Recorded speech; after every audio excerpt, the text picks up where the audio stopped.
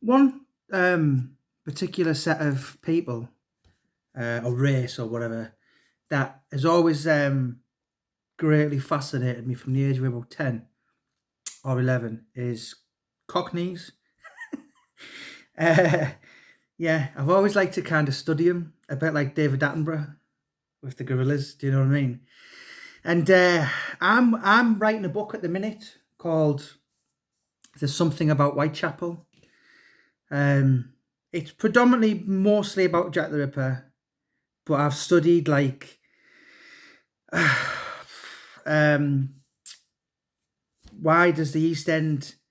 Why is there such a big history with boxing? Uh, uh, why do they eat jelly deals? Pie and mash looks like curry to a pisshead.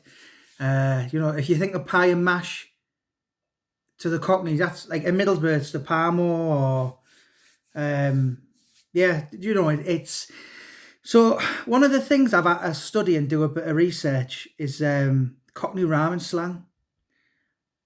Really impressive if you listen to it. I mean, I've spent a lot of time in the East End in the last 5 years. Sometimes been there a few times a year for like maybe 12 days on end. Do you know what I mean? So I'm very familiar with the East End, and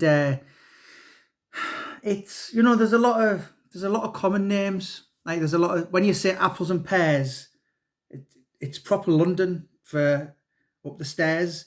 Would you Adam and Eve it? Which is would you believe it? How it first came about, Cockney rhyming slang. It was a secret dialect to this is going back hundreds of years. um, so it was like say for instance Petticoat Lane. So any robbers or they could speak in this fluent slang, which when you listen to it, I've walked up and down Bethnal Green Road and Hackney Road and Stepney and Mile End and all, and I've listened to people and I've thought, fucking hell, you might as well be talking Russian, unless you were very familiar, unless you literally knew how to speak it, you wouldn't have a clue. So one of the main reasons in Frederick Inspector Aberline was put on the Jack the Ripper Whitechapel killings in 134 years ago was, so the East End, the typical staunch, we don't talk to the coppers are the enemy, and so they don't talk to the plod or the old bill, as they say. So Inspector Aberline was respected. He wasn't like the normal bully boy tactics, but also he could speak. He could speak like fluent. And over the years, obviously, as society and life has changed, the speaking has got more advanced.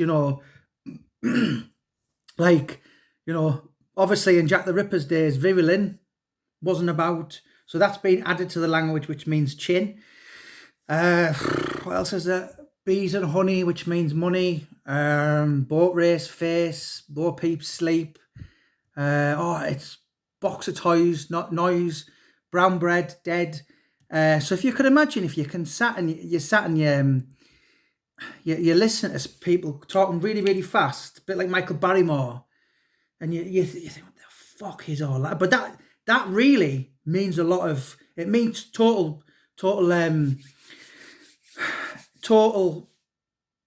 What's the word? It's just normality to and if you can speak it, it must be like a one hell of a skill.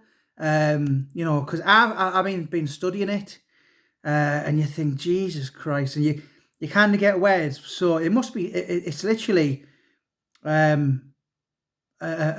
proper another string to the bow if you can speak it. Current bun, the sun. Darby Kelly, Belly, Dick Dirt, Share, Digging the Grave, Shave, and it just goes on and on and on. Dog and Bone, Telephone, that's one of the older ones. But yeah, I've had to kind of research. But this book, there's something about Whitechapel. It's not. It is a lot about Jack the Ripper, but it's about Uh, you know, lots of different things in the East End. What was the other thing? I mean, I'm speaking to like Whitechapel historians, Jack the Ripper tour guides. So it's going to be like 134 years ago this year, looking back at what was that all about.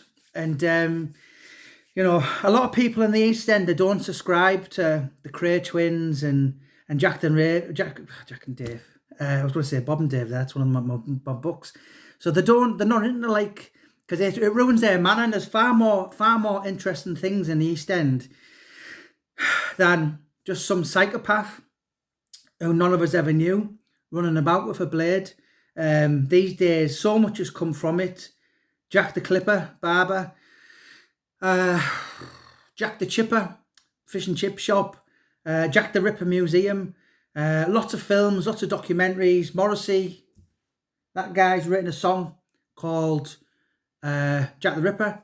The title for this book, There's Something About Whitechapel, comes from Morrissey. That's what he said on stage, 2005.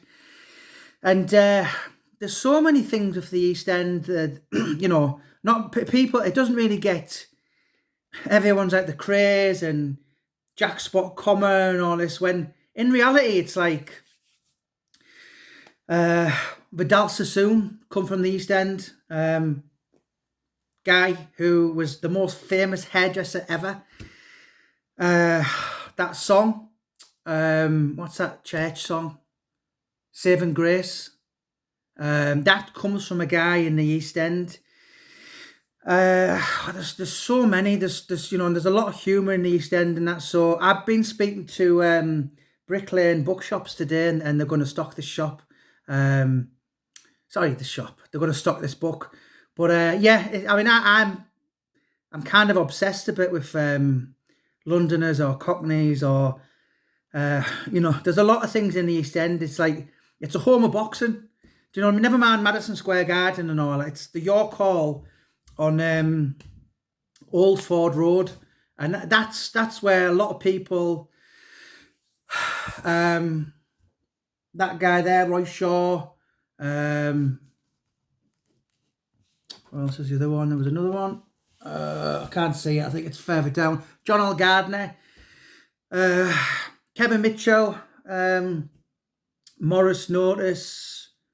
There's loads, absolutely stacks of. Lenny McLean was from the East End. And if you couldn't be a footballer and you couldn't be, there is the odd actor, then the only way out to fight the way out of the concrete jungle was pugilism. So it's the East End's way. Many years ago they'd do it in schools. Obviously that's all gone now. But yeah, this book, There's Something About Whitechapel. I'm going to put the link. There's a Facebook page for it. So if anyone wants any more information, click on the bio in this video and click on There's Something About Whitechapel. Not much, but something. That's what Morrissey said. And I'm going to be examining all things. But of course, it mainly is about Jack the Ripper. Yeah. How do we know his name was Jack the Ripper when he was never caught? It's it's a joke. But I never get bored of studying the Whitechapel case. I know more about Jack the Ripper than I do about everything put together. Your Lee Duffy's, your 3 books, 2 documentaries, 3 Paul Sykes. So I've always studied that from the age of about 10. I think if the missus ever leaves me, I'm going to move to Whitechapel and just walk around doing talks. I'm not like Richard Jones, but fucking haircut, it's a new hairstyle. Do you know what? But it's like it's a passion, and it's something that I never tire of, basically. So writing this book was a bit like it was a bit like writing that. I got involved writing that, and I thought, you know what? I don't even know if I'm any good, but I'll tell you what, I'll write that book. It's quite a large book. I'll write that book, and I thought, it's not even about the money. If it sells 5 copies, then so what? I just want to walk into the story, walk into the documentary, walk into the Paul Sykes book, and meet all the characters. And obviously the film and the documentaries happen now. So this is what this one. There's something about Whitechapel is. It's like it's it's a proper passion of mine. I need to watch the clock now because the Celtic game's playing. But yeah, to listen to someone speaking about in fluent Cockney, yes, you can go, all right, Governor, all right, Treacle, and most people ever famous from the East End will always sign the name Be Lucky. Roy Shaw, I think he signed that. Gary Give Me It, Roy's son, for writing the book.